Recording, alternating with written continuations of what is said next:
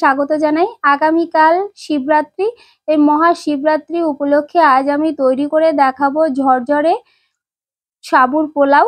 তো চলুন দেখে নেওয়া যাক আজকের রেসিপি। আর আমার রেসিপিটি যদি ভালো লাগে তাহলে আমার চ্যানেলের নতুন বন্ধুদের অনুরোধ করবো আমার চ্যানেলটিকে সাবস্ক্রাইব করে দিতে। দেখুন, আমি মোটামুটি হাফ বাটির মতো চিনেবাদাম নিয়ে নিয়েছি, শুকনো কড়াইয়ে ভেজে নেব।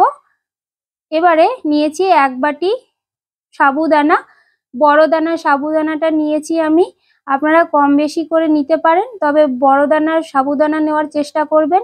বাটিতে জল নিয়ে আমি বারবার করে যতক্ষণ না পরিষ্কার হয় ততক্ষণ আমি সাবুদানাগুলো ধুয়ে একটু জলে ভিজিয়ে রাখবো। খুব বেশি জল দেব না, গায়ে গায়ে জল দেব। আর যে বাদামটা আমি রেখেছিলাম ভেজে, সেটা ঠান্ডা হলে খোসাগুলো ছাড়িয়ে আমি আধ ভাঙা করে নেব। এইভাবে কিছু সবজি নিয়ে নিয়েছি, 2টো মিডিয়াম সাইজের আলু, বিনস, একটা গাজর কুচি, আর নিয়েছি ধনেপাতা কুচি আর কাঁচা লঙ্কা কুচি। আপনারা আপনাদের পছন্দ অনুযায়ী সবজি ব্যবহার করতে পারেন। আমি সাবুদানাটা মোটামুটি 10 মিনিট মতো ভিজিয়ে রেখেছিলাম, দেখুন কতটা সুন্দর ভিজে গেছে।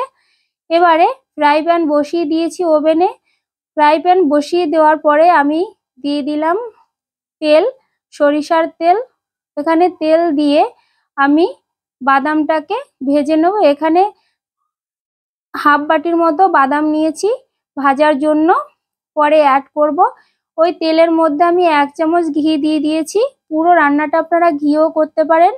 এবারে আলুটাকে দিয়ে দেব। আলু দিয়ে একটু নাড়াচাড়া করে গাজরটাকেও দিয়ে দেব বিনসগুলো।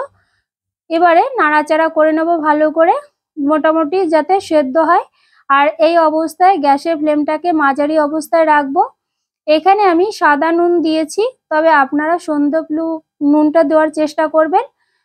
এবারে দিয়েছি কিশমিশ 1 মুঠো মতো, সামান্য হলুদ গুঁড়ো দিয়ে দিলাম, আর দিয়েছি সামান্য শুকনো লঙ্কার গুঁড়ো, আর দিয়ে দেব যে সাবুদানাটা আগে থেকে ভিজিয়ে রেখেছিলাম সেটা, আর কাঁচা লঙ্কাটা। আপনারা আপনাদের পছন্দ অনুযায়ী ঝাল আর নুনটা ব্যবহার করবেন। অবশ্যই এখানে সন্দেশ নুনটা দেওয়ার চেষ্টা করবেন। 1 চামচ চিনি দিয়ে দিয়েছি, এখানে একটু চিনি দিলে ভালো লাগে, পোলাওয়ে একটু মিষ্টি ভাব ভালো লাগে। ধনেপাতা কুচি দিয়ে দিয়েছি, আর দিলাম যে বাদামটা আমি গুঁড়ো করে রেখেছি সেটা, আর ভাজা বাদাম, আর 1 চামচ গরম মশলা গুঁড়ো। এবারে ভালো করে নাড়াচাড়া করে নেব।